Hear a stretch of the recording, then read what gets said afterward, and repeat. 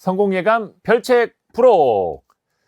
지식과 지혜를 얻는 가장 경제적인 방법, 성공예감 별책 프로 시간이 돌아왔습니다. 안녕하세요. 저는 이대호고요. 오늘은 아주 의미가 있는 책, 윌리엄 손다이크가 쓴 현금의 재발견이라는 책을 여러분과 함께 하겠습니다. 이 책은 VIP 자산운용의 최준철 대표와 함께 읽어보죠.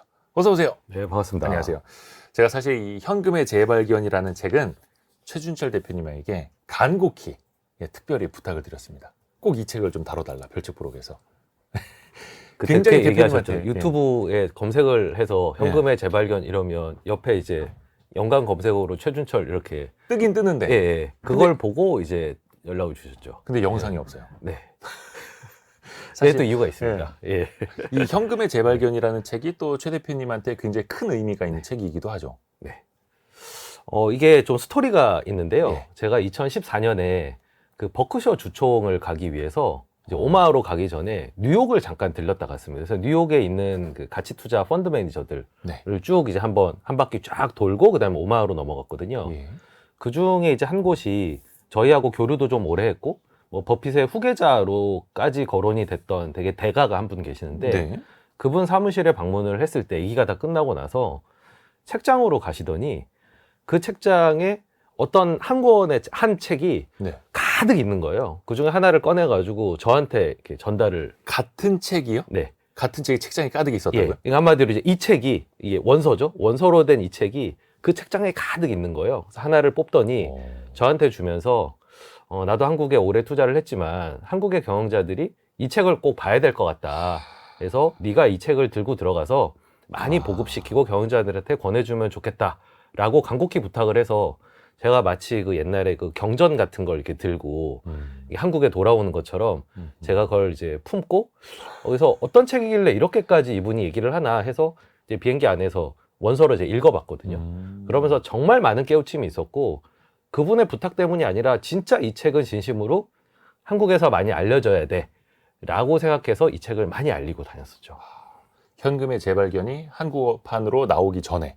그때 사실은 한국어판이 있긴 있었는데 인지도가 굉장히 낮은 책이었었고요. 저는 이제 그걸 받았으니까 원서로 읽었는데 그때는 이제 한국어판 제목이 그냥 디 아웃사이더였습니다. 그러니까 원제랑 똑같았는데 그걸로는 이제 잘 어필이 안 되니까 그냥 아웃사이더들. 네, 제목을 출판사에서 바꾸셨어요. 현금의 재발견으로. 정말 잘 쓴 것 같아요. 아, 그래요? 저는 그래서 더 재발견이 안 되는 것 같아요. 아, 그래요? 그러니까 이게 사실은 제목을 다시 짓는다 그러면 현금 흐름의 재발견 혹은 그건 더 어렵잖아요. 예, 뭐 자본 배분의 대가들 이렇게 더 이제 어려워요. 예, 제목 그래요. 그런가요? 너무 제가 제목 짓는 자산운용사 감각이 사장님의. 예. 근데 이 책은 저 개인적으로도 많은 상장사 대표님들한테 선물하고 싶은 책이라는 생각이 딱 들더라고요. 네. 저희는 실제로 선물을 많이 하고 있고요. 그리고 당시에도 저희가 그 원서로 된 책들을 여러 군데다가 권했었습니다. 네. 정도로 좀 우리나라 기업, 그러니까 우리나라 시장에서 많이 부족한 부분이라는 생각도 들었고요. 그리고 흔히 생각하는 어떤 성장의 경로, 성장의 방법에서 좀 상식을 깨는 그런 지혜와 그리고 그 자신감을 주는 사례들이 담겨 있기 때문에 굉장히 희소성이 높은 책이라고 저는 생각을 합니다. 이 책을 받고 나서 그 CEO의 반응을 보면 투자해도 되겠다, 안 맞습니다. 되겠다 이게 가늠이 딱 될 것 같은데요. 네. 이 책을 나한테 왜 주는 거야? 이러면 이제 저 회사는 변할 가능성이 없겠는데. 2014년에 이 책을 제가 쭉 돌렸는데 유일하게 한 분이 이 책을 읽고 실제 거기에 맞춰서 그 이후로 경영을 해오신 케이스도 있습니다. 뒷부분에 좀 이야기를 할까요? 네, 그건 나중에 제가 어디인지를 밝히도록 하겠습니다. 네, 중요한 이야기는 뒷부분에 나옵니다. 근데 이제 사실 우리나라 기업들이 원체 자본 배분이라는 이제 개념조차 없기 때문에 또 그 한국 거버넌스 포럼 이런 데서도 자산운용사들이 모여서 한국 증시의 코리아 디스카운트 저평가를 좀 해소하자 노력들을 하고 있잖아요. 맞습니다. 거기 이번에 그 부회장님이 되게 유명한 분이 선임되셨다 하던데요. 사실 회장님이 더 대단하신 분이고요. 부회장은 제가 맡게 됐는데. 회장은 그 연세대 이남우 교수님. 네, 이남우 교수님 워낙에 활발하게 활동하고 계시고 그 거버넌스 개선에 매우 진심이시거든요. 특히나 그렇죠. 외국계 회사 생활을 오래 하셨기 때문에 거기서 바라본 한국 시장의 어떤 병폐들 이런 것들을 오히려 더 객관적으로 많이 보죠. 왜냐하면 글로벌 스탠다드에 맞춰서 일을 하셨던 분이니까요. 그래서 저는 이제 회장님을 보필하면서 특히 요즘처럼 거버넌스에 대한 관심이 많이 올라온 적이 없었기 때문에 올해는 활발하게 활동을 해보려고 합니다. 활발하게 네. 저희도 좀 자주 나와주시고요. 네. 그리고 거기서 사실은 이 책이 많이 읽힐수록 보급이 될수록 또 거버넌스 포럼이나 이 거버넌스를 개선하려고 하는 사람들이 왜 저 얘기를 하는지를 또 깊이 이해하게 되는 그런 좋은 배경 지식이 될 거라고도 봅니다. 그렇죠. 그래서 이제 증시 저평가 현상이 해소되면 뭐 한두 개 자산운용사나 한두 개 펀드, 한두 개 뭐 이렇게 개인 투자자에게만 좋은 게 아니라 모두 혜택을 입는 예, 거죠. 우리 국민연금이라든지 우리 노후 자산 모두가 다 이제 혜택이 돌아갈 수 물론입니다. 있으니까요. 코리아 디스카운트 현상을 같이 좀 해소해 보시죠. 이 책 현금의 재발견 원제는 The Outsiders. 그런데 8명의 이제 아웃사이더들의 사례가 나옵니다. 네. 이름을 한번 제가 나열을 좀 해드릴게요. 톰 머피, 헨리 싱글턴, 빌 앤더스, 존 말론, 캐서린 그레이엄, 빌 스트리츠, 딕 스미스, 그리고 워런 버핏. 사실 많은 분들이 8명 중에서 워런 버핏 빼면 잘 모르시지 않을까요? 아마도 그렇겠죠. 일단 네. 이 8명의 공통점이 뭡니까? 일단 The Outsiders라는 제목에서 볼 수 있듯이 당시, 그러니까 이분들이 활동했던 시기가 대부분 한 60년대에서 80년대 사이인데요. 네. 그 당시에 미국의 비즈니스계에서 잘 사용하지 않던 방법들을 선도적으로 썼던 그런 선구자? 그래서 이제 아웃사이더, 당시 기준으로는 아웃사이더. 근데 지금 봐서는 사실 그 아웃사이더적인 행동이 상식으로 자리 잡히는데 또 씨를 뿌렸던 분들, 아하. 그리고 어떤 사례를 보여줬던 분들. 그러니까 한마디로 엄청난 성공을 보여줬는데 그 성공의 기준이라고 하는 게 이 회사들이 뭐 알만한 회사처럼 아주 커졌다기보다는 주주에게 이익을 가장 많이 돌려준 사람들이라는 또 결과론적인 공통점이 있습니다. 그러니까 주가를 가장 많이 올려준 분들을 추출하다 보니까 8명이 나오게 됐고, 그러니까 이 저자가 이제 하버드 MBA 학생들이랑 같이 8년 동안 프로젝트를 하면서 이 그 데이터에 기반해서 그 사람들을 뽑아내는데 묘하게 공통점이 있다라는 거죠. 마치 옛날에 그 굿 투 그레이트라는 책에서 예. 경자들을 이렇게 성공한 경자를 모아놨는데 묘하게 우리가 잘 모르는 사람인데 공통점이 있네처럼 이 공통점을 발견해냈고, 그게 이제 이 저자는 아마 아웃사이더적인 그런 행보가 눈에 들어와서였던 것 같고, 저희에 있어서는 저희 기준으로 봤을 때는 조금 세분화해서 들어가면 이 자본 배분을 엄청나게 잘하신 대가들, 그래서 제가 제목도 자본 배분의 대가들이라고 짓는 게 맞지 않느냐라고 제가 얘기를 드렸던 것도 자본 배분의 대가들이고, 그리고 그 부분에서는 사실 버핏이 여기 한 명으로 들어간 거에서 볼 수 있듯이 그렇죠. 예, 자본 배분의 현역 대가는 가장 대중에 알려진 건 버핏이고요. 그렇죠. 다른 분들도 버핏과 비슷한 경영을 하셨던 분들이라고 생각하시면은 될 것 같습니다. 네. 근데 사실 우리나라 입장에서 보면은 사실 자본 배분이라는 용어 자체가 낯설다라고 느끼시는 분들도 많이 계실 거고, CEO들조차도 자본 배분이라는 개념을 모르시는 분들도 굉장히 많지 않은가요? 그거는 마치 옛날에 저희가 그 재테크라는 말이 나오기 전에 그때는 그냥 우리의 개인의 경제생활이라고 하는 거는 열심히 일해서 월급을 받고, 그리고 그 월급을 올리고, 그리고 그걸 그냥 예금만 하고 저축하고. 예, 저축하고. 이제 그게 상식이었던, 그게 아주 보편적인 그 상식이었던 적이 있었잖아요. 그렇죠.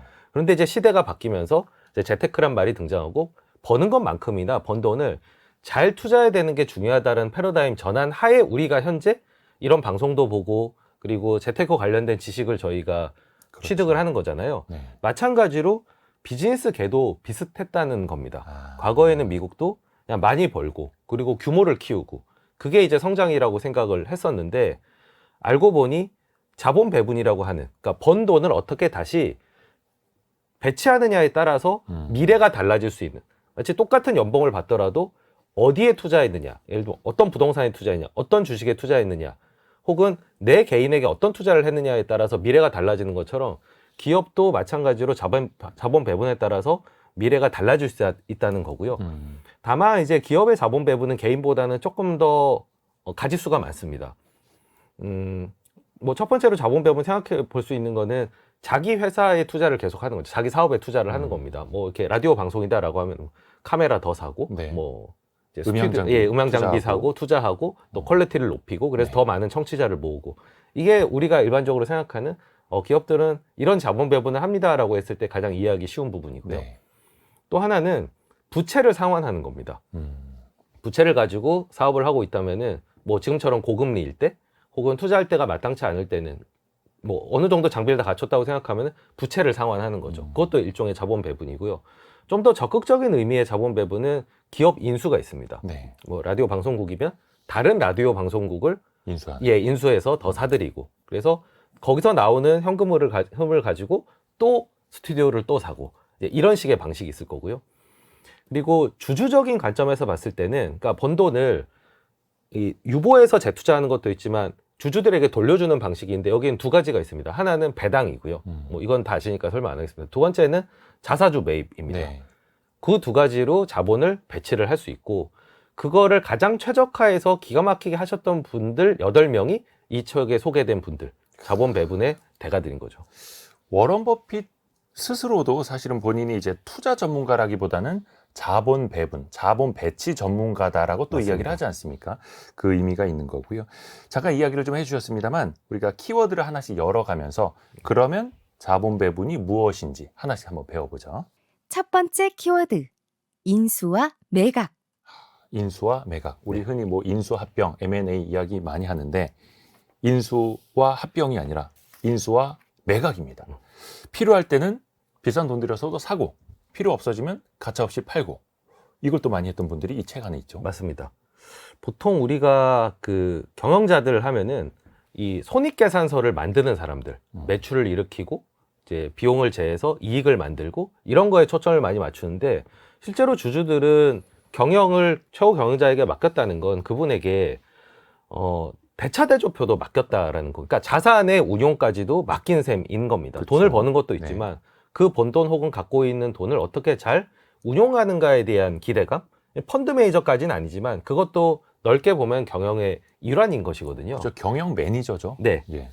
이제 그 부분에서 이제 한계가 있는 건 자산을 초과해서 뭐 기업을 계속 인수만 할 수는 없는 거고요. 마치 펀드가 이제 주식을 100% 이상 가질 수 없는, 뭐 물론 네. 이제 부채를 끼면은 좀 더 가질 수 있겠지만, 그러니까 결국은 제한된 자원을 가지고 최적화를 해야 되는 이슈. 네. 주식이라면 최적화된 포트폴리오처럼 사업이라면 최적화된 사업 부문 내지는 뭐 자회사 이렇게 이제 갖고 있어야 되는 건데, 그 부분에서는 인수해서 강화를 할 수도 있지만 좀 성장성이 떨어지거나, 그리고 누군가가 그 사업에 대해서 비싼 가격을 부르거나 하면은 그것을 매각하고, 그리고 그 매각한 돈으로 다시 인수를 포함해서 자본을 배분하고, 그래서 보통 우리가 자본 배분으로 이제 인수를 하는, 그래서 네. 덩치를 키워가는, 사실 우리나라 재벌들 같은 경우도 어찌 보면 다각화라고 할 수 있는 방식으로 계속 회사들을 사들인 역사인 거거든요. 속된 말로 이제 문어발식 확장. 뭐 그렇게 이제 좀 안 좋게 보자면. 안 좋게 예. 보자면 예. 그렇게 얘기를 할 수가 있는데, 여기서 얘기하는 자본 배분의 대가들은 사기도 잘 사지만 팔기도 잘하는. 예. 그러니까 인수만큼이나 얼마나 잘 매각하느냐도 결국엔 다 모아져서 최종적으로 주주의 부로 연결이 된다는 그런 의미에서 인수와 매각을 같은 레벨에 놓고 키워드를 붙여봤습니다. 그냥 사서 사세를 확장하고 계열사 늘리고 재계 순위 상위로 올라가는 것만 신경 쓰는 게 아니라 이걸 제대로 팔아서 또 미래에 필요한 투자 재원으로 또 마련하는 네. 이 선순환으로 가져가는 게 결국 중요하다라는 외형이냐 여기서 제목에 있는 이 현금 흐름이냐, 거죠. 이 둘 중에 선택을 하는 거거든요. 그러니까 확장 위주로 해서 계속 외형을 넓히는 방법이 하나가 있고, 다른 하나는 규모보다는 현금 흐름을 최대한 많이 나올 수 있는 방식, 그리고 그게 주주들에게 돌아갈 수 있는 방식을 택해서 외형보다는 주주의 이익을 최대한 극대화하는 게 내 미션이라고 생각하는 들이 이 8명의 공통점이라고도 할 수 있습니다. 우리나라 기업들이 사실 그 점을 가장 좀 많이 배워야 하지 않을까요? 사세 확장보다는. 그렇죠. 사세 확장은 워낙에 잘 하시는데 네. 있는 거를 파시는 거를 잘 못 하시고, 예. 게다가 그 사업이 내가 직접 만들어낸 사업이라면은 뭐 사실 자식 같은 그런 사업이잖아요. 예. 그런 것들을 처분하기 어려운 면도 있고요. 또 하나는 돈을 벌고 있는 한은 또 처분하기가 어렵습니다. 돈을 아예 못 벌면은 오히려 도저히 안 되겠다 해서 정리라도 하는데, 네. 돈을 벌고 있는 거를 팔아서 더 돈을 벌 수 있거나 미래 전망이 좋은 걸 사는 이런 쉬프트 과정은 그거는 뭐 의욕의 문제도 있지만 좀 경험의 부족 문제도 있고, 그리고 아직은 좀 학습되지 않은 능력이기 때문에 그거를 동시에 잘하는 회사들이 아무래도 좀 이 책을 읽어본 투자자들의 눈길을 끌기 마련인 거죠. 그러네요. 근데 이제 방점이 찍히는 거는 주주의 이익, 사실 주주의 이익에 대주주도 들어가는 거고요. 또 그게 우리 사주를 갖고 있는 직원들도 들어갈 수 있는 거고 또 밖에 있는 제3자가 될 수도 있는 거고요. 공통의 이익이라고 해도 사실은 뭐 어폐가 있는 건 아니겠죠.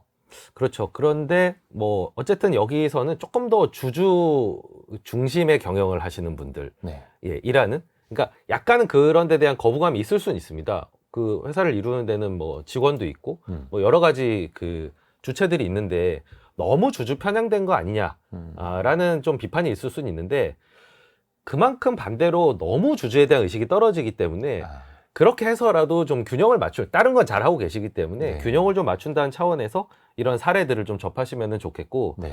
또 특히 인수뿐만 아니라 잘 파는 거 예, 그런 것까지도 다 스킬을 좀 익히시면 주주들이 전체 자산을 맡기는 자산의 운영을 맡기는 데 있어서 좀 더 신뢰감을 받을 수 있다는 거죠. 대표적으로 이 책에서 그 빌 앤더스라는 분이 나오시는데 네. 이제 제너럴 다이내믹스라고 음. 방산에 대해서 좀 아시는 분이라면 한 번쯤은 들어보셨을 예. 그 방산 업체입니다. 네. 근데 이분이 이제 제너럴 다이내믹스를 맡았을 때 회사 상황이 굉장히 처참한 상황이었습니다. 일단 전쟁도 끝났고 세계대전도 끝났고 그런 상황에서 활로가 없는 최악의 상황에서 이분이 이제 맡게 됐거든요. 예.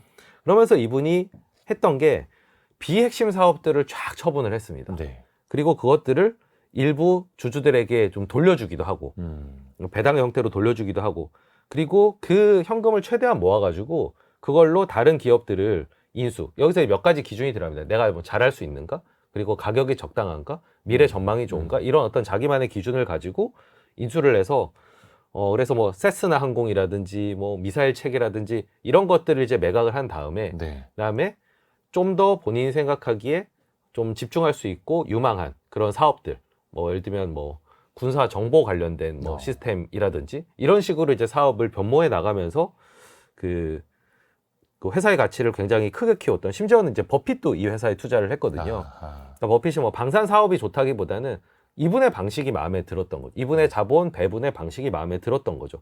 그 중에서 아마 과감하게 돈을 벌고 있고 이미 자기네들이 오래 해왔던 사업들을 매각하는 거를 통해서 아마 많은 매력을 느끼지 않았을까라는 생각도 들고요. 그리고 뭐 한국 사례에서는 예전에 그 생각이 나더라고요. 그 예전에 90년대 후반, 2000년대 초반에 외국인들이 당시에 이제 태평양, 지금은 이제 아모레퍼시픽을 굉장히 좋아하더라고요. 네네. 그래서 뭐 원래부터 화장품 잘하던 회사고 근데 이렇게까지 왜 차별적으로 좋아하지라고 생각했었는데 그분들의 대답이 대부분 그런 거였습니다. 아모레는 IMF 전에 네. 과감하게 비관련 회사들을 정리하는 걸 봤다는 겁니다. 예, 그때는 뭐 속옷 회사도 있었고 예. 뭐 보험사도 있었고 뭐 야구단도 있었고 맞아요. 예, 다양한 일종의 재벌의 길을 걷고 있었는데 서경배 당시 이제 대표가 취임하면서 그 사업들을 다 정리를 하고 심지어는 웃돈을 주고 정리를 한 케이스도 있었거든요. 가져가라고. 우리가 돈 더 줄 테니 예, 이거 떠가라. 아주 적극적으로 예, 구조조정을 해서 화장품만 딱 남겨놨던 겁니다. 예. 그래서 IMF 때를 잘 넘길 수 있었고 문제 전혀 없었거든요. 그리고 그때의 집중력을 가지고 2000년대 들어서 그 태평양의 화장품 신화가 사실은 그때서부터 열리기 시작했거든요. 제가 그 한 사이클을 보면서 그래서 외국인 투자자들이 이렇게 비관련 사업을 적극적으로 매각하고 본인이 잘하는 업에 집중하는 거에 높은 평가를 했구나라는 거를 나중에 실감을 할 수 있었어요. 그러니까 CEO가 주주들의 자산을 맡아서 잘만 좀 이렇게 활용을 해서 굴려주면 좋은데 사실 우리나라 기업은 고질적인 문제 문화발 확장뿐만이 아니라 계속해서 자회사를 또 만들어내고 이걸 또 쪼개면서 만들어내고 쪼갠 다음에 또 재상장해서 중복상장 모기업과 자회사, 손자회사까지 동시에 상장되어 있는 이런 케이스도 굉장히 많지 않습니까? 네, 최근 한 2년간 거치면서 이제 이 물적 분할의 폐해에 대해서 이제 많이들 이제 알게 되셨고 네. 그 물적 분할이 더 비판을 받는 이유가 정말 미국에서는 물적 분할을 잘 안 하거든요.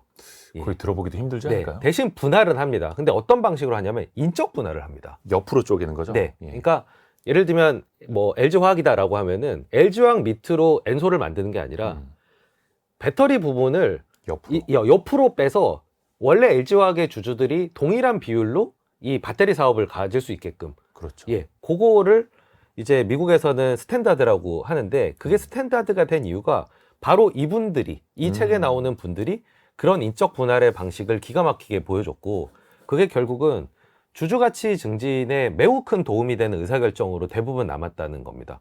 뭐 예컨대 뭐 여러 가지 사업들을 하고 있는데 그 중에서 당대의 시장에서 좀 관심을 많이 끌고 높은 평가를 받을 수 있는 그런 사업 부분이 있을 거잖아요. 네. 뭐 예컨대 이제 존 말론의 TCI 같은 경우에는 그 케이블 회사인데 여기저기 방송 공급자들 PP라고 그러죠. 네. 그런 데들에 투자를 해놨거든요. 그 중에서 몇 개 대박 난 것들이 있었습니다. 음. 대표적으로 뭐 디스커버리 채널이라든지 아하.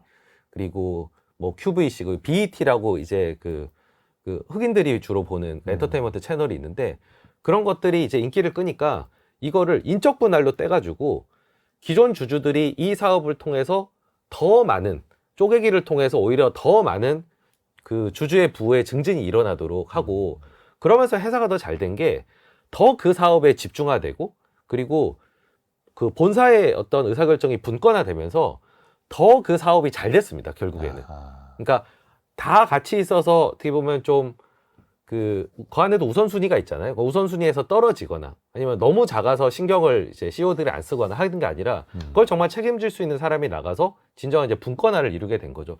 이 8명의 공통적인 특징 중에 하나가 분권화를 되게 즐겼다는 거거든요. 그러니까 본사의 인원수는 적게 가져가고 현장의 사람들에게 권한을 위임함으로써 좀 더 본질적인 업에 신경 쓰고 그리고 일하는 사람들이 신나게 할 수 있도록 그게 공통점으로 나오는데 인적 분할도 그런 분권화의 가장 좋은 방법. 그러면서도 주주들 입장에서는 되게 심플하게 이 회사는 이 사업을 하고 있다라는 거를 정확하게 인지하는 어떤 단순화까지도 챙길 수 있었던 그런 방법으로서 저는 물적 분할이 아니라 이 책에 나오시는 분들처럼 인적 분할을 통해서 그 주주의 가치를 증진시킬 수 있다는 걸 좀 배웠으면 좋겠습니다.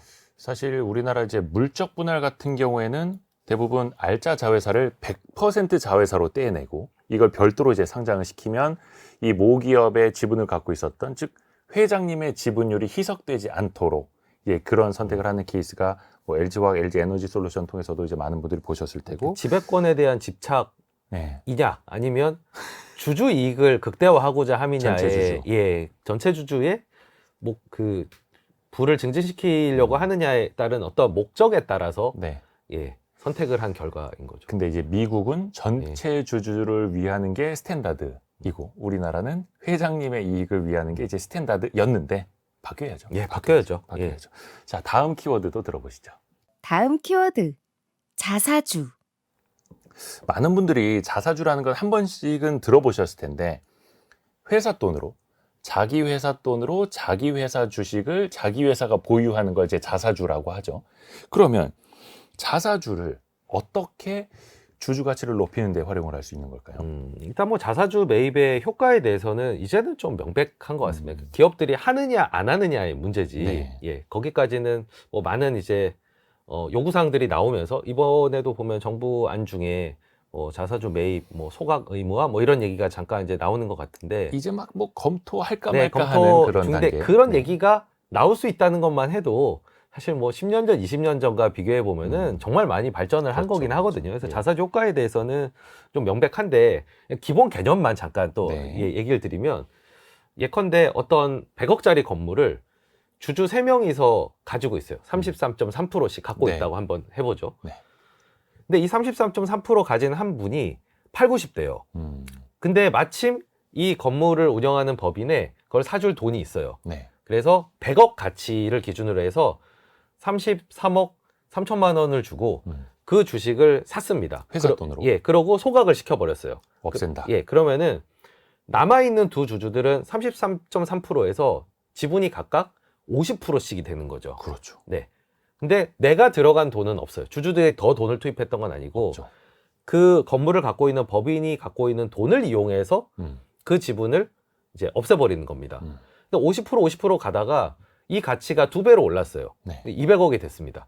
그러면은 이분들은 각각 100억씩의 이익을, 그러니까 각각 50억씩의 이익을 갖게 되는 셈인데, 돈 한 푼 추가로 안 드리고. 네, 그 자사수 매입 소각을 하지 않았다면은 이 이익이 적어지는 셈이 되는 거죠. 그러니까 33억이 되는 거니까 네. 자사주 매입 소각의 의사결정 한 번만으로 17억의 이익의 증가가 있었던 겁니다. 엄청난 거죠. 네. 그러니까 이게 기본적인 자사주 매입 소각의 그 의미라고 할 수 있고요. 네. 다만 주가가 올라갈 때 더 부스트 시키는 역할 혹은 회사가 잘 될 때 기존 주주들이 더 많은 몫을 가져갈 수 있게 해주는 방법이지만 이게 되려면은 전제 조건이 하나 필요한데 저평가된 가격의 자사주를 사야 된다는 겁니다. 그렇죠. 회사도 회사 돈으로 사는 거니까 회사 주식을 비싸게 사면 안 되고 그럼요. 회사 주식이 쌀 때 사야죠. 네, 아까 그 케이스에서도 뭐 200억 가치에 33.3%를 사들인 게 아니라 100억의 가치, 그러니까 뭐 적정가 혹은 그 이하로 샀을 때 그 효과가 배가 된다는 네. 겁니다. 그래서 워렌 버핏 같은 경우도 버크셔 해서웨이의 자사주를 가끔 매입을 하시는데 그 이제 PBR 1.3배 미만이라고 네. 본인 나름의 이제 기준을 세워 놓으셨고요. 그 자사주 매입 소각의 달인이 한 명 이 책에 있는데 이제 네. 헨리 싱글턴이라고. 헨리 싱글턴. 네. 그러니까 유명한 인물은 아니지만 사실 이 바닥에서는 거의 레전드급이고요. 후대의 그 자본 배분에 굉장히 큰 영향을 미치신 분입니다. 원래 네. 수학자시고요. 그럼 얼마나 이 숫자적인 감각이 빠르게 돌아갔겠습니까? 이분이 72년부터 84년 사이에 네. 전체 발행 주식의 90%를 없애버렸습니다.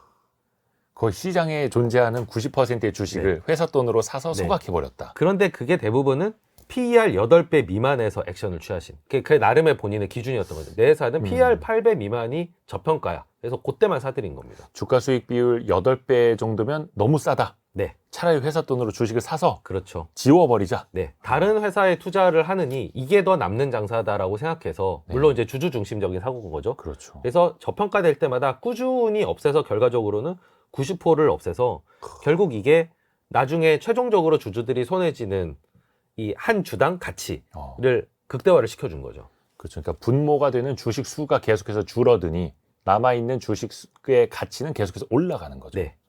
희소성 예, 법칙으로. 그래서 자사주 매입을 안 하는 것보다는 하는 게 좋고요. 그렇죠. 할 거라면 저평가된 가격에 하는 게 좋고, 그리고 한다면 일회성보다는 꾸준히. 여러 번에 꾸준히 걸쳐서, 그리고 자기만의 기준을 가지고 하는 게 최종적으로는 주주들이 좋아하는 예, 정책이라는 점이 지금은 어찌 보면 이런 투자를 하는 사람들, 같이 투자하는 사람 입장에서는 이게 바로 상식. 근데 70년대에는 미국에서도 이런 걸 하는 데들이 없었습니다. 그러니까 아웃사이더라는 그쵸, 이름이 그쵸. 붙었겠죠. 안 했으니까요. 그런데 이게 90년대 들어서는 좀 상식화되었고, 지금은 뭐 애플이 자사주 매입을 한다든지 이런 큰 회사들도 예, 꾸준히 하죠. 예, 꾸준히 하는 그런 걸로 자리를 잡혔는데, 뭐 한국도 바라건대 지금이 한 70년대, 예. 예, 80년대쯤 돼서 미국의 90년대처럼 자사주 매입 소각이 좀 전반적으로 저평가됐을 때 다들 액션을 취하는 그런 상식으로 자리를 잡았으면 좋겠습니다. 물론 우리가 한 반세기 정도 미국의 자본시장보다 좀 지금 진척하는 속도가 좀 늦기는 합니다만 지금부터라도 달라져야 되는데 우리나라에서도 많은 기업들이 자사주 매입을 하기는 합니다. 하지만 매입까지만 하고 소각은 안 하죠. 아, 그렇죠. 사실 자사주 매입과 자사주 매입 후 소각은 천지 차이 아닙니까? 네. 이것 좀 꼬집어 주십시오. 기본적으로 그 매입해서 들고 있는 방식을 미국인 투자자들은 이해 자체를 못 하고요. 그냥 자사주 매입했으면 자동으로 소각하는 거 아니야? 이게 스탠다드인 그렇죠. 거죠. 그게 스탠다드인 미국에서는. 거죠. 그런데 이제 한국 경영자들이 아직은 학습이 덜 되어 있거나 경험이 부족해서 그런데 자사주 매입 소각을 하면은 수중에 들고 있던 돈이 없어진다고 생각해서 아, 회사 또 아까워. 막 이렇게 생각하죠. 혹시라도 뭐 IMF 같은 게 다시 오거나 재정적으로 힘들어지면 어떡하지? 네. 라는 그 두려움 같은 것들이 있거든요. 근데 여기서는 여러 가지 좀 생각할 거리들이 있는데, 그럼 이분들은 자사주 매입 소각만 그건 아니고요. 자기네들 주가가 고평가되는 시기에는 또 증자를 하거나 내 주식을 주고 다른 기업을 인수하거나 이래서 저평가됐을 때와 고평가됐을 때 행동이 달라집니다. 아하. 예, 그러니까 이제 자본 배분의 대가 들인 거죠. 그렇죠. 근데 우리나라 기업가들은 자사주 매입 소각 뭐 좋은데 그러면은 나중에 증자할 때 내가 이러한 사업 계획이 있는데 할 거냐라고 했을 때 해줄 거냐 해서 아직은 또 신뢰가 부족한 면도 있고요. 그렇죠. 예. 투자자들 입장에서는 일단은 자사주 매입 소각을 하고 얘기를 해라. 뭐 이런 식의 이제 좀 평행선을 그리는 부분이 있거든요. 그러니까 서로 간에 좀 이런 의식을 가지고 또 자사주 매입 소각을 해서 좋은 사례들이 미국뿐만 아니라 한국에서 좀 나와야 경영자들도 좀 더 자신감을 가지고 할 수 있을 거고, 기본적으로는 관점이 ROE 중심 사고를 주주도 경영자도 다 공유를 해야 됩니다. 그러니까 자기 자본 이익률. 네. 그러니까 이익을 뭐 100억 내던 회사가 200억을 내서 막 자랑할 때 주주들은 아니 자기 자본 1000억일 때 100억 내고 2000억일 때 200억 냈으면은 사실은 거죠. 예, 똑같은 그 효율인 건데 그거 어떻게 자랑할 수 있냐. 이제 이렇게 얘기를 해야 되는데 아하. 주주들도 너무 양적인 성장에만 초점을 맞추고 그래서 투입 대비 산출이 높게 나오는 고효율 이게 결국 나타내는 게 ROE인데 이런 ROE를 경영자도 의식하고 주주들도 ROE 중심으로 평가할 때 진정 그 ROE를 높일 수 있는 방안으로서 자사주 매입 소각이 채택이 될 수 있는 겁니다. 그렇죠. 또 하나가 이게 자사주에는 의결권이 없죠. 자기 회사가 갖고 있는 자기 회사 주식이니 주주총회에서 이거 가지고 투표를 할 수 없는 의결권이 없는데 대한민국에서는 이 자사주 의결권을 부활시키는 방법이 있지 않습니까? 네. 뭐 특수관계인이나 백기사 역할을 하는 우호적인 기업에게 이 자사주를 넘겨서 그들이 대신 투표를 해주게 또 하는 그래서 일종의 자사주를 일부 대주주, 일부 경영진이 경영권을 방어하는 용도로 또 악용을 하는 케이스가 네. 한국에서는 이게 현재까지 스탠다드다 보니까 이것도 좀 고쳐야겠죠. 지주회사를 만들 때 또 자사주의 마법이라 그래서 이제 자사주로 경영권을 좀 강화하는 뭐 그런 식으로 쓰이는 것도 지금 비판을 받는 포인트 중에 하나입니다. 이것도 분명히 바뀌어야 할 네. 대목이기도 합니다. 그래서 어떤 대주주의 꼼수로 악용되기 전에 아예 우리나라도 자사주를 매입하면 그 즉시 자동으로 소각되도록 법 규정을 바꿔야 된다. 이런 네. 논의들이 지금 또 그러니까 활발하게 경영자들이 나오는 이 거고요. 현금의 재발견을 보시면은 가장 좀 눈이 트이실 수 있는 부분은 결국은 자사주 매입의 효과입니다. 효과. 예, 왜 자사주 매입 소각을 저평가됐을 때 해야 되고 그게 어떤 효과가 있고 그게 결국은 모든 이해관계자들을 만족시킬 수 있는 방법 인지해야만 자사주 매입 소각을 하면서 현금이 그냥 없어졌어. 너무 불안해. 라는 의식에서 두려움에서 벗어날 수 있게 되는 거죠. 그리고 그 자사주 매입 소각을 꾸준히 함으로써 경영권 지분율도 지분율이지만 폭넓은 주주로부터 지지를 받을 수 있는 상태가 되는 것도 경영권을 지키는 그렇죠. 방법 중에 하나거든요. 그렇죠. 근데 이게 대가 3대, 4대, 5대 계속 이렇게 넘어가면 지분율이 계속 줄어들 텐데 과연 어떻게 그 숫자만으로 경영권을 그거보다는 모든 주주들을 만족시켜 줌으로써 제발 좀 경영권을 행사해 주세요. 계속 경영을 해 주세요. 라는 식의 어떤 사고 전환도 좀 이제는 필요한 시기로 가지 않나. 그런 그렇죠. 생각도 해봅니다. 그냥 홍길동 회장의 아들이라서가 아니라 홍길동 회장의 아들이 어떻게 회사 들어왔는데 정말 경영을 잘하네. 역시 홍길동 회장의 아들이야. 이런 칭찬을 들어야 되는 그렇죠. 거죠. 그리고 자사주 매입 소각을 통해서 좀 부족한 지분율이 올라갈 수도 있거든요. 그 소액 그렇죠. 주주들 지분율만 올라가는 게 아니라 최대 주주 지분율도 자사주 매입 소각을 통해서 올라가죠. 올라갑니다. 그런 효과들의 눈을 좀 띄셨으면 좋겠어요. 좋습니다. 다음 키워드도 같이 들어보시죠. 다음 키워드. 버핏의 경영자들. 특히 워런 버핏에게 인정받은 사람, 또 직간접적으로 워런 버핏에게 영향을 준 사람, 아니면 이제 관계가 좀 있었던 사람들도 책에 같이 나오죠. 네. 저도 이제 버핏을 96년부터 이제 연구를 했고, 그때 제가 마이다스의 손이라는 책을 처음 구매하면서 이제 버핏에 대해서 공부를 시작했는데, 그때 여러 회사 케이스들이 그 책에 있었습니다. 네. 근데 그 중에서 이해가 제일 쉬웠던 거는 코카콜라였습니다. 아하. 예. 그러니까 반복적으로 소비되고 브랜드 충성도가 높고, 그때 이제 경제적 해자라는 개념을 처음 봤는데, 네. 코카콜라의 경제적 해자는 뭐 다른 회사들이 꺾을 수 없다. 나에게 뭐 엄청난 돈을 줘도 난 코카콜라를 그거는 이해가 잘 됐거든요. 그렇죠. 근데 이해가 안 됐던 대표적인 케이스가 캐피탈 시티즈랑 워싱턴 포스트였습니다. 네. 그때는 제가 잘못 이해를 했던 게 캐피탈 시티즈가 미디어 회사거든요. 그러니까 처음에는 이제 지역 방송국으로 시작해서 그다음에 이제 신문사, 최종적으로는 케이블 TV를 인수하는 케이블 TV 사업을 하는 회사여서 네. 혹시 이제 미디어 산업을 좋아하는가 보다. 그래서 제가 그때 한국의 케이블 TV, SO들 이런 것도 연구도 하고 조금 제가 잘못 이해를 했었고요. 워싱턴 포스트도 신문사잖아요. 그렇죠. 신문사 좋아하는 건 알지만 신문사 여럿인데 왜 그 중에서도 워싱턴 포스트를 저렇게 치켜 세우는지에 대해서 잘 이해도가 없었거든요. 네. 그 부분에 이해를 완벽하게 할 수 있었던 게 바로 이 책을 읽고 나서였습니다. 이 회사의 경영자들. 네, 경영자들. 그러니까 이 8명 중에서 이 버핏은 빼고요. 버핏은 빼고 7명 중에서 네. 2명이 버핏에게 큰 돈을 벌어준 경영자였고 버핏이 항상 가장 추켜 세우는 나의 사람, 나의 뭐 이쁜 경영자라고 얘기했던 사람이 한 명이 톰 머피. 이분이 네. 이제 캐피탈 시티즈의 사장이었고 그리고 캐서린 그레이엄이 워싱턴 포스트의 사장이었습니다. 네. 이 버핏의 발언을 보면은 정말 이분들 언급을 많이 하고요. 톰 머피 같은 경우는 그 버크셔 주총을 할 때 항상 제일 앞자리에 앉히고 항상 최고의 예우를 합니다. 마치 그 어떤 구단주가 네.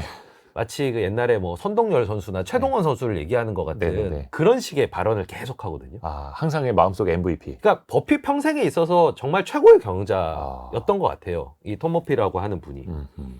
마침 그 두 명이 여기에 이제 포함이 되어 있고, 그리고 뭐 제너럴 다이나믹스도 그렇고, 그리고 제너럴 다이나믹스에 투자를 한 적도 있고요. 헨리 싱글턴 같은 경우에도 찰리 먼거가 그분에 대해서 와 정말 대단하다 뭐 이런 이제 언급들이 나와 있거든요. 그래서 직간접적으로 버핏이랑 연관이 되어 있는 경영자들이 여기 소개가 되어 있고, 뭐 버핏도 심지어는 나와 있고요. 네. 그걸 알아본 버핏도 정말 대단한 거죠. 그렇죠. 버핏의 어마어마한 사실 복리 수익에는 이 경영자를 알아본 몇 번의 의사결정이 결국에 그의 부를 이제 설명할 수 있을 만큼 대단한 경영자들의 사례가 나와 있습니다. 그래서 그 훌륭한 경영자를 만나는 것 자체도 굉장한 복이고, 또 투자를 할 때 그 경영자를 잘 봐야 한다. 끊임없이 또 역설을 하기도 하고요. 네. 캐서린 그레이엄, 뭐 이 워싱턴 포스트의 워런 버핏이 뭐 이사회에 들어가서 실제로 또 경영에 대한 조언을 또 해주기도 했었고, 네. 간접적으로도 직접적으로도 같이 연계가 돼 있던 분들입니다. 그러니까 캐서린 그레이엄도 참 대단한 게 그 워싱턴 포스트 주가가 많이 빠져 70년대가 이제 미국의 약세장이었는데 네. 그때 버핏이 지분을 이제 어마어마하게 사들였거든요. 11%인가 13% 그렇게 사들였는데 갑자기 듣보잡 투자자가 시골에 사는 무명의 투자자가 갑자기 이 지분을 사니까 워싱턴 포스트가 난리가 난 거예요. 그죠. 그 70년대까지만 하더라도 워런 버핏이 그렇게 많이 안 유명한 알려져 있었다고. 투자자가 예. 아니었죠. 예. 버크셔도 마찬가지였고요. 또 워싱턴 포스트는 전형적인 엘리트 집단 아닙니까? 예. 워싱턴에 있는 최고의 언론사이고, 네. 그리고 그 집안 자체가 대대로 정말 그 뼈대 있는 집안, 유태인 언론계 집안이거든요. 예. 근데 갑자기 나타났어요. 그래서 임원들은 최 뭐냐, 뭐 우리 저기 공격하려고 하는 거 아니냐 이랬는데 캐서린 그레이엄이 내가 한번 만나보겠다 해서 만나보고 나서 캐서린 그레이엄이 권해서 이사회에 들어오게 됩니다. 대단한 그러니까 거죠. 버핏이라는 사람을 알아본 것도 대단한 거죠. 그때서부터 이 둘 간의 우정과 워싱턴 포스트의 무시무시한 이제 수익률의 전설의 시작이 그때 일어난 거라서 이게 사실 상호 교류적인 겁니다.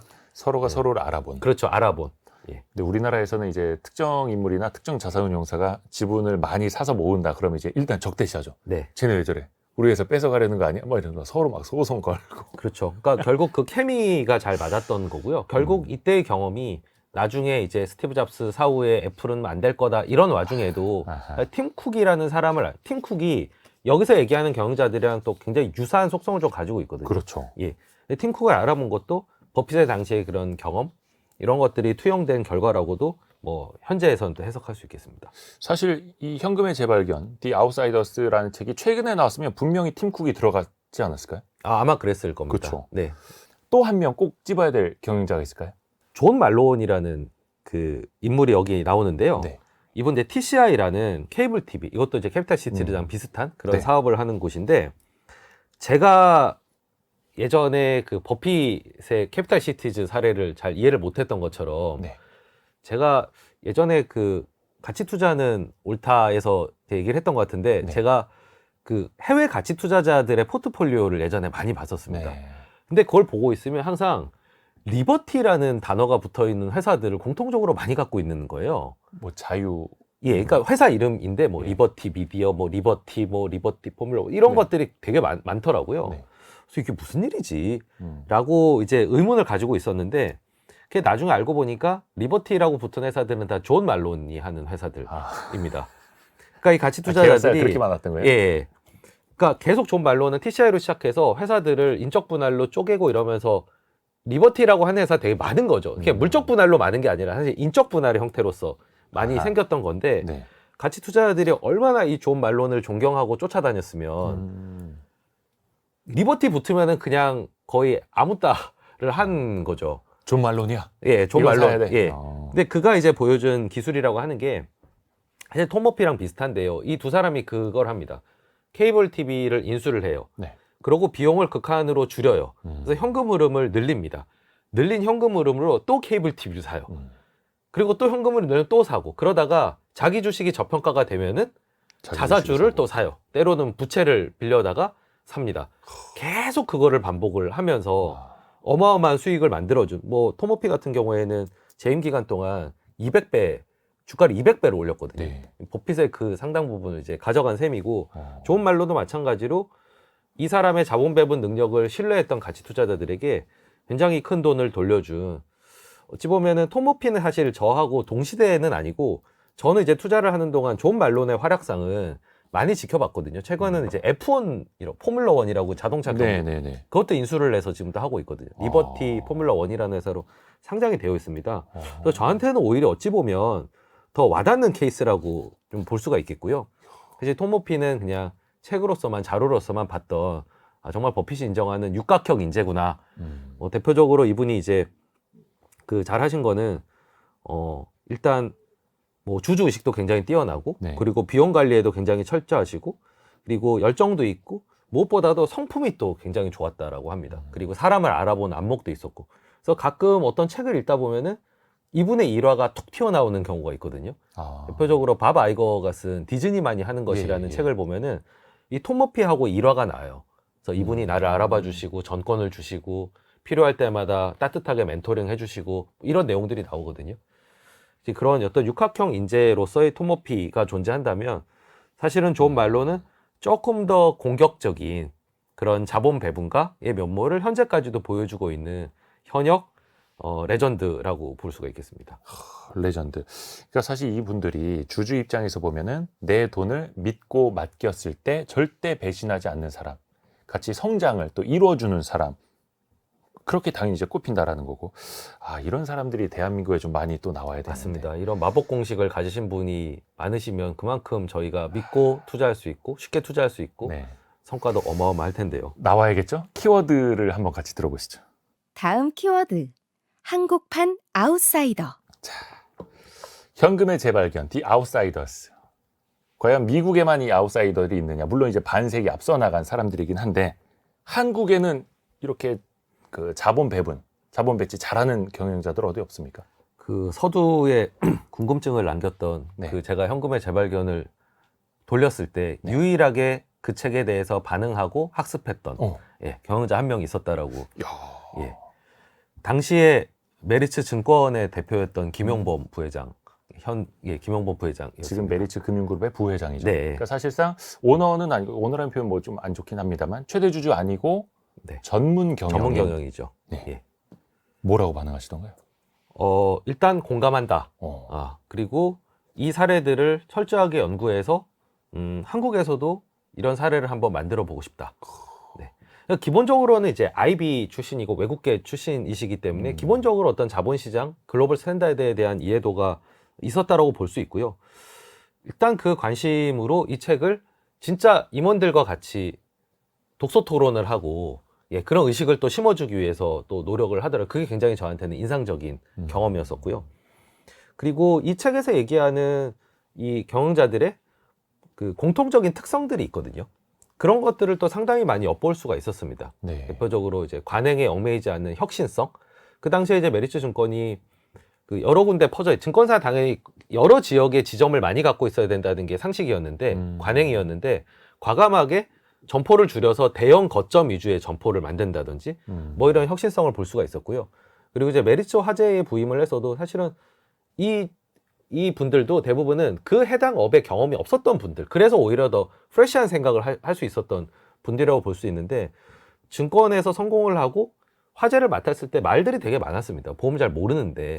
근데 그랬기 때문에 오히려 보이는 것들이 있었던 것 같아요. 그래서 중간 관리자들을 많이 구조조정을 한다든지 그리고 현장 영업 그 직들에게 많이 권한을 넘긴다든지 그리고 자동차 보험 계속 적자가 나는 자동차 보험을 극단적으로 축소한다든지 이런 관행에 역행하는 그래서 뭐 사실 손가락질도 많이 받죠. 보험을 잘 모르는 사람이 뭐 저러다 망한다 뭐 이런 얘기도 많이 들었는데 그게 이제 아웃사이더적인 면을 볼 수 있었던 대표적인 사례였고 그러네요.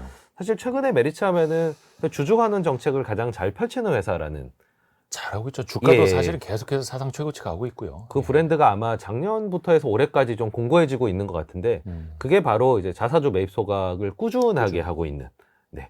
처음에는 사람들이 사실 의심도 많이 했어요. 네. 저 그냥 말만 저렇게 하는 거 아닌가 막 했는데 그걸 이제 실제 행동으로 보여주고 있고. 그렇죠. 사실 김용범 부회장은 앞에서도 전문 경영인이라고 말씀을 드렸는데 메리츠 금융그룹이 조정호 회장이죠.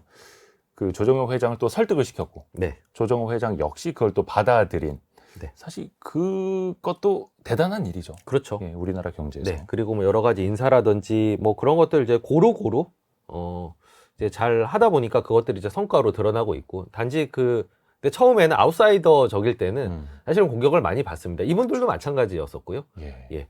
결국은 이제 그런 거를 또 알아볼수록 그만큼 또 수익이 커지는 법이기도 해서 네. 예, 지금은 또 누가 또 이런 아웃사이더적인 업계의 관행을 좀 벗어나는 그러면서도 주주 중심 경영을 하는 곳들이 어디 있을까 이런 것도 생각해보게 만드는 그리고 이제 이런 사례가 사실 좀 많이 늘어야 또 좀 다른 회사들도 자극을 받고 주주 중심 경영을 할 테니까요. 굉장히 바람직한 현상이고 뭐 저한테는 어떤 이 현금의 재발견을 좀 잘 받아들여졌던 예, 그런 제 개인적으로는 큰 기억이 있는 거죠. 그럼 김용범 부회장님 좀 섭외 좀 도와주세요.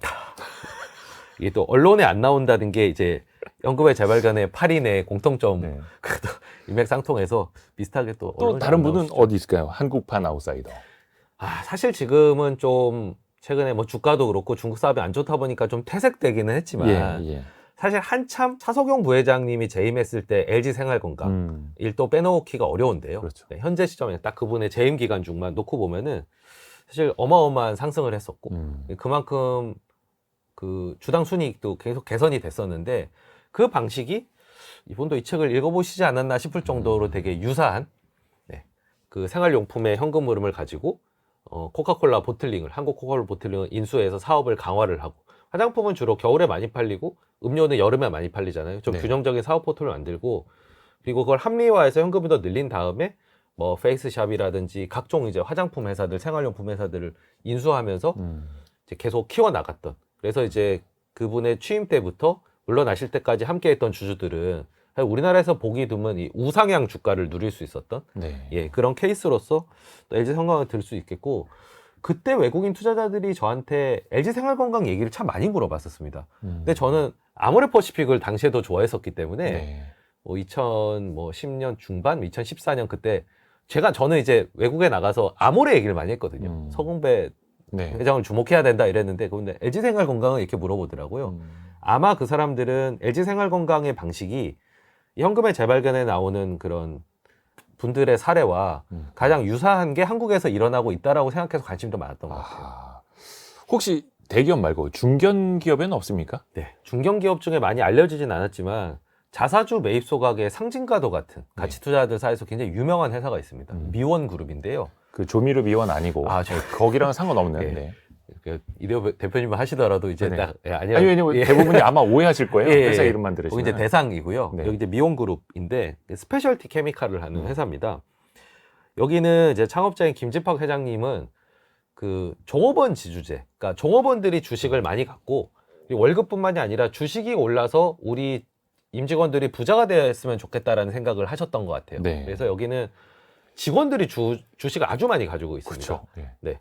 월급 받으면 일정 부분 예, 회사 예. 주식 사라고. 그래서 왜 유명한 얘기가 미원그룹 그 근처 공장 근처에 가면 예. 그렇게 이제 주식 부자들이 많다는 예, 그런 또 전설을 낳았는데 김진박 회장이 이렇게 씨를 뿌린 거를 네. 그 다음 세대인 김정돈 회장 아드님이죠. 아드님에 대해서 꽃을 피웠는데 직원들이 주식을 많이 갖고 있으니까 주주 중심 경영을 해야 이 사람들이 만족을 할 거 아닙니까? 그렇죠. 외부 주주보다도 더 사실 눈치가 보일 것 같거든요. 네. 그래서 이분이 했던 방법이 계속 자사주 매입 소각을 하는 거였습니다. 그리고 화학회사이기 때문에 웬만한 기간에는 거의 저평가가 되어 있었거든요. 그래서 본인 사업도 사업대로 늘리면서 자사주 매입 소각을 병행을 해서 저희가 계산을 해보니까 2015년부터 9년 동안 발행 주식 수의 24.3%를 소각을 하셨더라고요. 이게 발행 주식이 없어졌습니다. 예. 그 기간 중에 이익은 그 미원 상사 기준으로 117억에서 551억이 됐거든요. 370%가 정도 올랐는데 네. 주가는 570% 올랐습니다. 여기에 함의가 있는 거죠.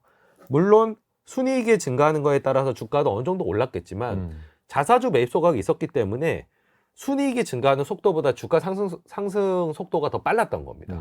상승폭이 더 컸던 겁니다. 그렇죠. 예. 이게 한국에서도 자사주 매입 소각의 효과, 여기는 철저하게 소각을 하거든요. 네. 예, 그 효과를 여실히 보여줬던 대표적인 중견기업입니다. 혹시 요거는 좀 짧게 언급을 해도 네. 될지는 모르겠는데 그거는 이제 최준실 대표님이 책임지시면 되겠고요. 네. 혹시 자본 배치에 실패한 기업 정말 이건 안 좋은 사례였다 예. 할 만한 기업은 어디가 있을까요? 뭐 대표적으로 이제 웅진 그룹을 안타까운 마음으로 예. 좀 들 수 있을 텐데, 왜냐하면 저도 웅진 코웨이를 초창기에 발견했던 아, 투자자이기도 했었고, 정말 렌탈 사업의 기틀이 되었던 네, 회사. 렌탈이라는 정말 혁신적인 네. 아이디어, 그리고 코디라는 시스템, 예. 그리고 따박따박 들어오는 현금 흐름. 왜냐하면 정수기 이게 렌탈로 계속 이제 월로 들어오잖아요. 그래서 너무 좋아하는 사업이었는데, 여기는 원래 세일즈의 강점을 가지고 있는 회사. 왜냐하면 윤석호 회장님 자체가 세일즈의 신이었잖아요. 근데 갑자기 무슨 바람이 불었는지 세 개 사업에 동시에 진출을 합니다. 네. 태양광, 어. 저축은행, 건설. 예. 이거를 다 인수를 했어요, 셋 다. 그러면서 이게 금융위기를 맞아서 사실 한두 개만 했어도 코웨이가 워낙에 현금흐름이 탄탄하기 때문에 안 무너졌을 텐데, 결국에는 코웨이를 팔 수밖에 없었던 안타까운 일이 결국에 자기 사업을 못했다기보다는 잘 모르는 영역에 무리한 무리한 확장을 했다가 이제 실패한 케이스라서 좀 안타깝기도 하고, 이 책에 나오는 8인가는 반대의 행보를 보였던 반면교사, 이렇게 기억할 수 있을 것 같습니다. 이런 실수를 좀 다른 회사들은 하지 않았으면 좋겠네요. 혹시 투자자분들이 그래도 네. 좋은 기업과 안 좋은 기업, 자본 배분을 잘하는 회사와 못하는 회사, 이 점은 좀 눈여겨보면 미리 파악할 수 있다. 좀 가르쳐 주시겠어요? 네. 뭐 기본적으로는 자본 배분을 할 수 있을 만한 돈을 버는 게 우선이어야 되겠죠. 잉여 현금은 있어야 됩니다. 돈을 벌어서 다 어쩔 수 없이 사업을 유지하기 위한 재투자만 한다면 이 잉여 현금을 없기 때문에 배분할 자본도 없는 겁니다. 우선 돈을 벌어야죠. 제가 코웨이를 안타까워하는 것도 거기 잉여 현금이 많은 회사였었거든요. 네. 잉여 현금은 있어야 되고요. 이거를 꾸준하게 유지하는 가운데 어떤 자본 배치를 했는지 봐야 됩니다. 근데 여기서 어떤 느낌이 있어요? 계량적인 분석에 기반하고 있다는 느낌이 들어야 됩니다. 그러니까 여러 투자 안들 중에서 단지 내가 뭐 이 업이 좋아, 이 사업이 좋아, 뭐 나는 자동차 산업이 좋아, 이렇게 해서 진출을 하는 게 아니라 철저하게 주주의 자본을 대리하는 관점에서 지금은 이 회사 싸게 거래되니까 인수하는 게 맞아.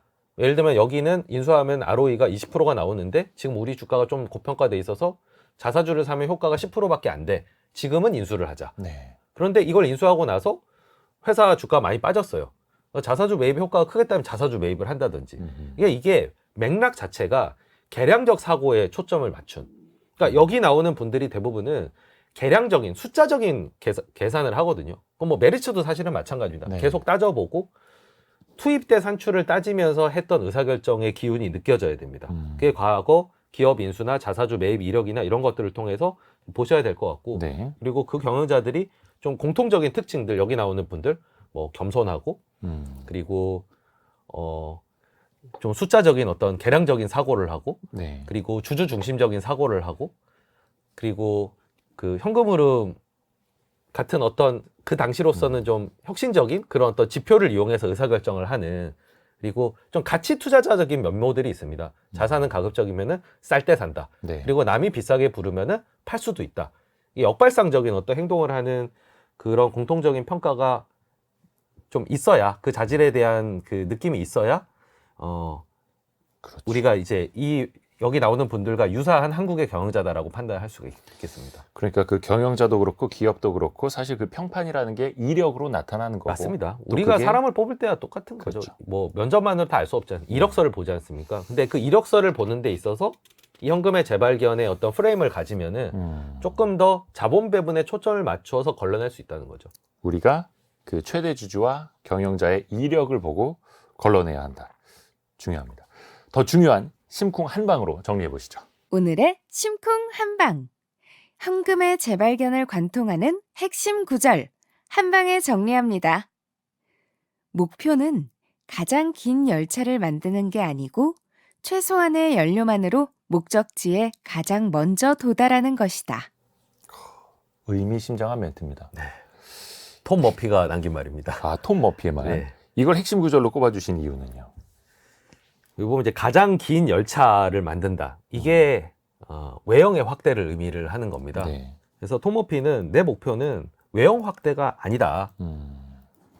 ROE를 높은 수준으로 유지하는 것이다. 그리고 그 높은 ROE는 결국엔 주주를 위해서, 주주의 부를 가장 극대화하기 위해서 쓰는 지표다라는 그런 의미를 담고 있습니다. ROE에 대한 의식이 한국 경영자들이 참 부족해요. 그렇죠. 예, 우리나라 과거의 어떤 성장 시대 이런 거에 대한 향수가 남아있기도 하고, 물론 이제 성장을 한다는 건 좋은 일이기는 합니다만은 그게 뭐 지나친 그런 다각화로 연결이 된다든지 비관련 다각화로 연결된다든지 뭐 그런 폐해들도 많이 있지 않습니까? 이제 ROE에 대한 의식, 그러니까 과다하게 자본을 갖고 있고, 이게 사실은 그 한국 기업들의 고질적인 어떤 공통적인 병폐 중에 하나인데, 많이 갖고 있고 대비를 하는 게 중요한 게 아니라 그때그때 최적의 자본 구조를 가져가고, 그리고 지금 보이는 기회에 자본을 과감하게 투입하고, 그래서 결국 ROE를 높은 수준으로 올려서 결국은 주주들이 맡긴 돈, 제한된 자본 내에서 최대한의 효율을 올려야겠다는 의식이 너무 한국 기업들이 부족하다 보니까 그런 것들을 좀 올리는 차원에서 이런 의식을 좀 강조를 많이 드리고 싶어요. 근데 미국은 오히려 좀 너무 나간 데들이 있긴 합니다. 예를 들면 스타벅스 같은 경우는 네. 자기 자본이 아예 없거든요.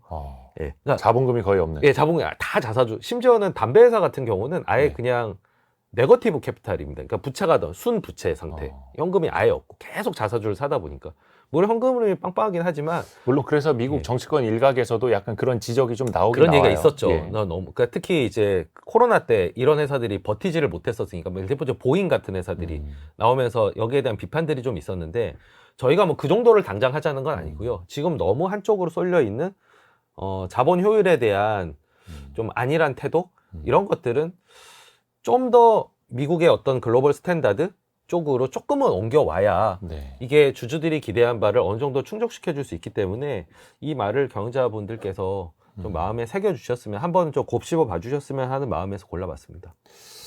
이 현금의 재발견, 이 책은 대한민국 CEO들이라면 꼭 한번 좀 읽어보셨으면 좋겠고, 책을 선물하는 거 이어서 오늘 저희 뭐 라디오, 오디오 또 유튜브로도 같이 이 영상이 남는데, 많은 CEO 분들께 이 영상을 또 선물해 주시면은 좋을 것 같습니다. 그래서 그래서 투자자분들은 또 이런 경영자들을 네. 알아보는 안목, 예. 그리고 이런 경영자들을 찾아서 또 좋은 결과를 올리셨으면 하는, 그러니까 경영자도 봐야 되고 투자자도 봐야 되고, ROE만 하더라도 또 투자자들이 요구해야 경영자들이 듣는 거거든요. 네. 양쪽이 다 이런 의식을 고양할 때 변화가 일어날 수 있을 겁니다.